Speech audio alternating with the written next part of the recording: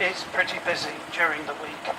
There are heavy lorries going to one of several industrial sites further along. So by Southampton 1, this is Southampton 2, and the R.J. Mitchell that were funded by the people of Southampton, and we were really pleased to get 3 because Portsmouth only got 2. And 1929 or thereabouts is a picture of one of the Supermarine Schneider trophy planes going to be exhibited up in London, and 1, 2, 3 lorries loaded up with wings and spare parts, and head of the design team, father of the Spitfire, or the conductor of the many parts of the orchestra that put the thing together. But yes, he's rightly remembered, and this memorial has been there since I think it was unveiled. Instantly detachable, and then the boat would speed away. He called it a flying lifeboat, but he didn't have many orders for that one, although it did get as far as the prototype stage down there on the river just behind us. You're absolutely right. No, yes. I went to one of your talks. Okay. Yeah. We've got a couple. K9787 was the first production aircraft that came out of the factory, not the original prototype 5054, but the first inside the factory.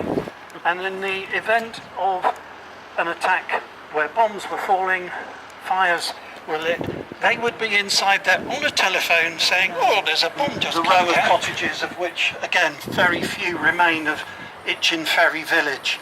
Anyway, there's Jim under the lorry with his hands over his ears, and all the bombs are dropping in and around, and it goes quiet, and he thinks, now's my chance to get up and make a run for it.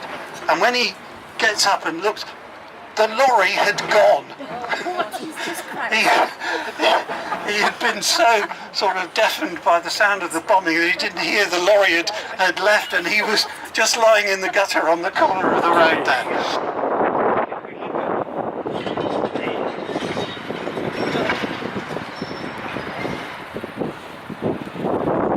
The original, going back to the 70s, there it is, with square windows.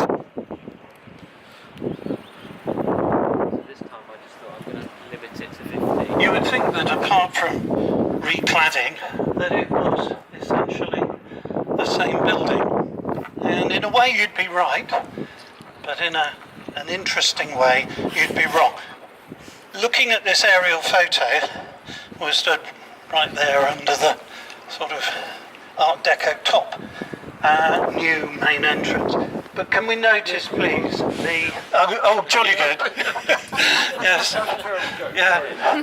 I like adaptive technology. Yeah. And that is the area behind the pedestrian bridge. And if you look on the old maps, it says...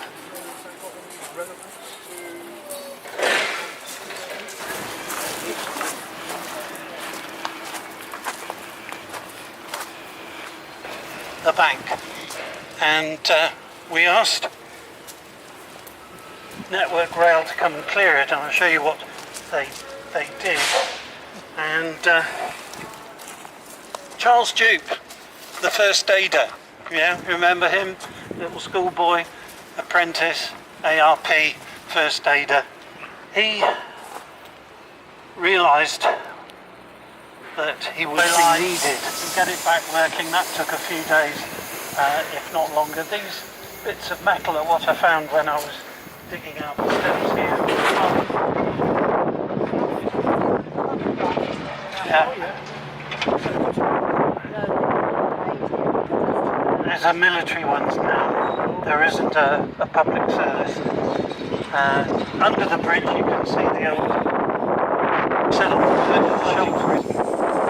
That's it now. I'm going to the pub. And just up there where the little street is on the corner, you can see that.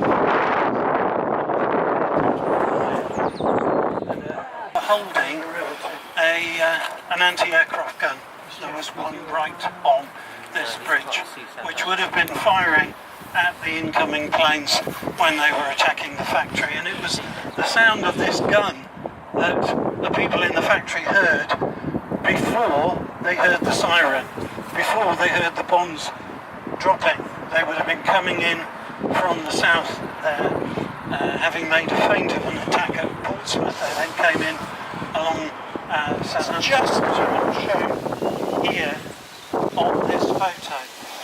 And we're on that corner there, we're looking across the railway line at that dark hole into the embankment.